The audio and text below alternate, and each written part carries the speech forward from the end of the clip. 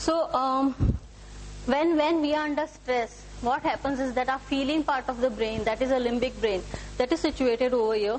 That is, in our evolution, that was the first part that was evolved. Then the other layers and the prefrontal cortex with which we think. That is a newer version of our brain. Okay, so the limbic brain, that starts working when we are under stress. Okay, a signal goes from the environment to the limbic brain. There is a danger, and all the physical response happens automatically. So at that time, this brain does not work. This brain is a prefrontal cortex which works in planning, organizing things, creative thinking. This will stop working because the first priority is what? Survival. Right? So luckily the feeling part of the brain does this very well. What it does is look out for threats and tells the body very, very quickly what to do. The reason it can work so quickly is that it has only few ideas to deal with the situation. Few ideas are only two ideas: either fight with the threat, or flight, run away. Okay. And what are the physiological responses that will happen? One is you will start breathing very fast. Why will you do that? Why will you start breathing fast? Any guess? Yes. Oxygen. You need more oxygen, so you'll start breathing very fast. Okay. Your eyes will go wider. Why? You need to know about the environment much more, right? If there is a threat. Your muscles tense up, ready to fight, or if you have to run, your extremities, your blood will go to the extremity, hands and legs. Okay. This part, your stomach part, will automatically almost shut, because when you are under the threat, you don't think about eating yourself. Okay. Your heart beats faster, more blood to make your arms and legs stronger to hit or run away. Okay. So our response to threat is either you run away or you fight back. Right? Now third response, which usually is not very famous, or very people are not very much aware of, that is freeze. There are many cases or many documentaries in Discovery Channel, and seen there wherein if a predator is too big, and if the victim, for example, if there is a mouse and it has been attacked by a wild animal, very wild animal, if mouse is not able to do anything, what will it do? It will freeze. In the sense, it will behave as if it's dead. Okay. So when it's dead, behaving as if it's dead, the predator will not kill it. It was not interested in something dead. Okay. The moment the predator will go away, it will come back. Okay. So that is a freeze response. That also happens with us. Many of the times what happens is when we are too small and some trauma happens, we cannot deal with it, we can't fight with it. For example, one of my parents expires, and people don't tell me what has happened, and I don't know how to deal with the situation. I can't fight back. The whole situation changes, the whole environment changes, but I can't fight back. I can't run away from the situation. So what will happen? I'll freeze. And most of the time what happens that people usually adapt one form of the fighting or running. For example, any kind of stress that will happen to me, if I have a pattern of freezing, every time anything wrong happens, I will freeze. I will not do anything. Every time, and if I have a pattern of fighting, every time something wrong happens, I will fight, or every time I will flight. So there are times we may with little bit of self-exploration come to know that what is our way of defending ourselves. Whenever there is threat, do I fight, do I flight, or do I freeze? If you are able to be aware of this response also, it helps a lot in dealing with the situation next time. Okay. Now, some more physiological changes that happens in our body when we are under stress. These physiological effects of stress are meant to be short term. Okay. So a bear is there in front of me. I am afraid. Either I killed it if I have the energy, or I ran away, or I freezed and the bear went away. But that is for how much time? 5 minutes, 10 minutes, maximum an hour. Okay. It cannot go on, like bear cannot stand in front of me my whole life, right? So after the danger is gone away, what happens? This is a sympathetic nervous system that does all these things, beating your heart fast and all those things. You will have to have a system that will calm you down. Okay, we have it. That is called parasympathetic nervous system. So it will relax you. Okay, your heart will be okay then, your muscles will be relaxed.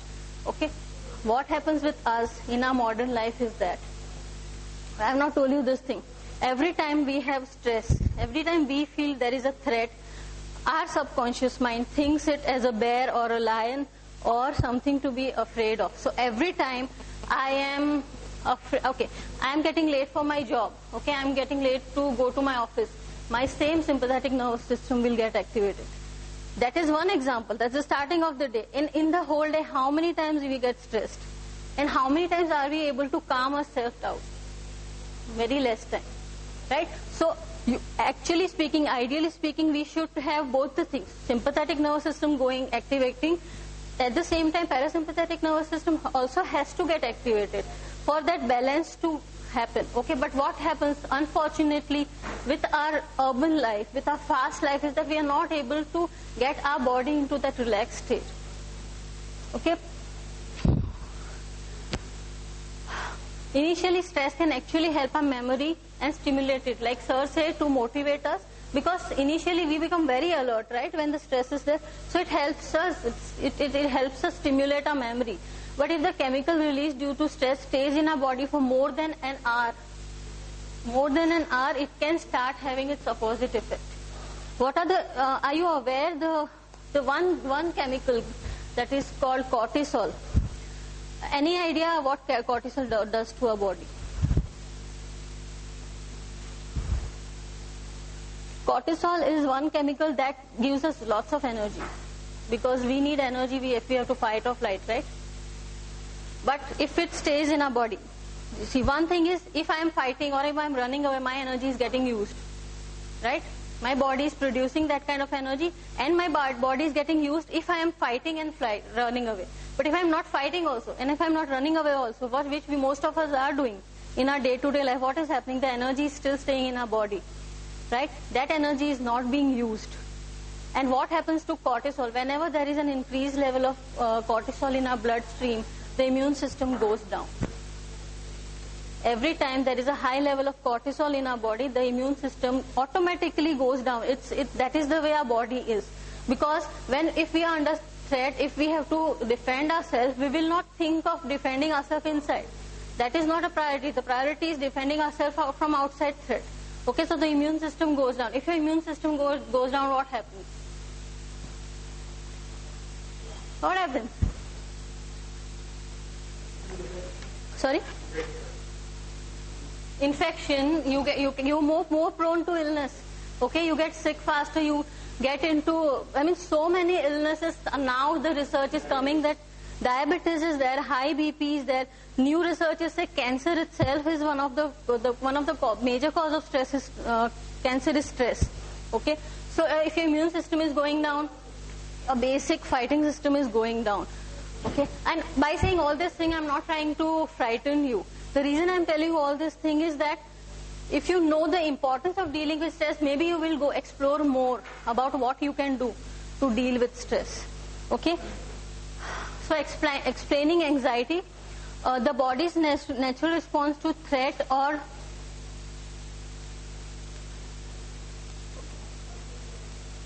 it releases adrenaline and cortisol. Cortisol, I already told you, adrenaline also is released and it gives you lots of energy.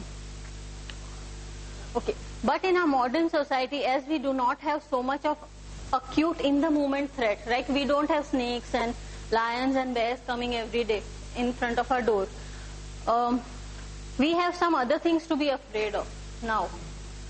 We are not threatened by bears, lions and snakes every day, but we are threatened by our fear of failure, rejection, the unknown. What's going to happen tomorrow? I don't know. If there is bomb explosion tomorrow, I don't know. If I climb into the train and that gets into accident, I don't know.